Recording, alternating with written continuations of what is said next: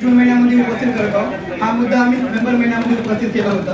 NIT मध्ये जाऊन जे ड्रॉइंग त्यांनी सादर केली ते आमच्या गेल्यानंतर ओके ते पुस्तक आली बाजूला।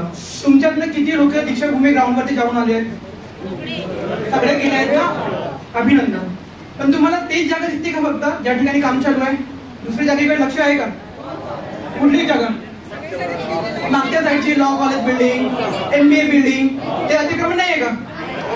मग त्याबद्दल तुमच्या आउटलेटमध्ये पॉम्पलेटमध्ये एक पण मुद्दा नाही आहे की जे तुम्हाला काम करायचं होतं पार्किंग ग्राउंड किंवा ऑडिटोरियम हॉल जे पण काही आहे तुम्ही त्या ग्राउंडवरती का बरं नाही करण्यात आलं?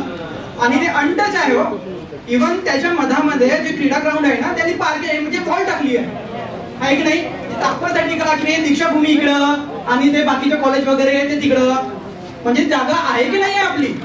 मग जेव्हा ती जागा आहे तर त्या ठिकाणी लॉ कॉलेजची बिल्डिंग बांधण्यात येत आहे ते कुणाच्या परमिशननी? आणि जे ती बिल्डिंग बांधली आहे ते एकतरी आर्किटेक्चर डिझाईन वगैरे आपण जे म्हणतो ते काढलंय का त्यांनी? जे आपण आपल्या गावामध्ये बांधतो ना एखादी बिल्डिंग टाकलं तिथं पिलर केली वरती बिल्डिंग त्या टाईपची ती बिल्डिंग बनण्यात आली आहे। कसं वाटते बघून? वाटते का? तुम्ही जाऊन बघा त्या ठिकाणी आणि ते लॉ कॉलेजची बिल्डिंग बघा एकदम गलिच्छ बांधली आहे आणि आजूबाजूला खूप जागा वाया गेली आहे।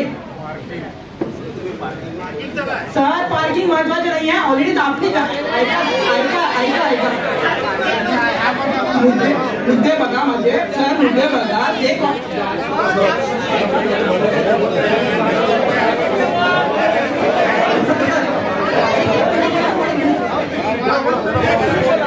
तुम्ही शांत राहाल तर प्रत्येकाला बोलायला चान्स मिळेल है ना। आणि कोणी बोलत आहे तर त्यांना विरोध करू नका प्लीज।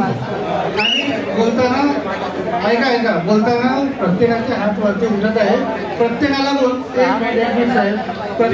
सोल्युशन असेल त्यांना बोलायचा चान्स मिळाला पाहिजे। कृपया शॉर्ट मध्ये करा आणि सोल्युशनवरच बोला फक्त। हो आणि दुसरी गोष्ट आहे की आपण लग्नाला आलो तर तिथे वाढदिवसाचा केक कापत नाही, आपण या मुद्द्यासाठी आलो, या मुद्द्यावर बोललेलं जास्त व्यवस्थित। मुद्दे समाजामध्ये पुष्कळ आहेत, कृपया या मुद्द्यावर आपण बोललं पाहिजे तेही सोल्युशनवर बोला आणि सोल्युशन हे आहे मी तुम्हाला बॅकग्राऊंड सांगितलं जे पार्किंग एरिया व्हायला पाहिजे ते कॉलेजच्या ठिकाणी व्हायला पाहिजे। ते आधी कॉलेजची बिल्डिंग पाडा, त्या ठिकाणी अंडरग्राऊंड पार्किंग पण होते, लॉ कॉलेजची बिल्डिंग पण होते, जे तुम्हाला मेमोरियल बनवायचे आहे जे तुम्हाला हॉल बनवायचे त्या ठिकाणी होते ते भरपूर जागा आहे हो। या ठिकाणी तुम्ही टच नको करा त्यांना, हे आपल्याला कसं तोंडाने सांगावं लागणार नाही। आपण बानाई हॉलमध्ये आहोत, या ठिकाणी पूर्ण इंजिनियर लोक आहात, तुम्ही सिव्हिल इंजिनियर आहात, तुम्ही एक उत्तम डिझाईन द्या त्यांना, सबमिट करा। फक्त मोर्चे काढून चालणार नाही, त्यांच्याबरोबर संवाद करायला पाहिजे त्यांना। आपण आपले डिझाईन प्रेझेंट करू NIT वगैरे आणि ते त्यांच्याकडे सँक्शन करून घेऊ, त्याच्यावरती आपण वर्क करून घेऊ। ओके समोरच्या ओके समोरच्या राहुल माईक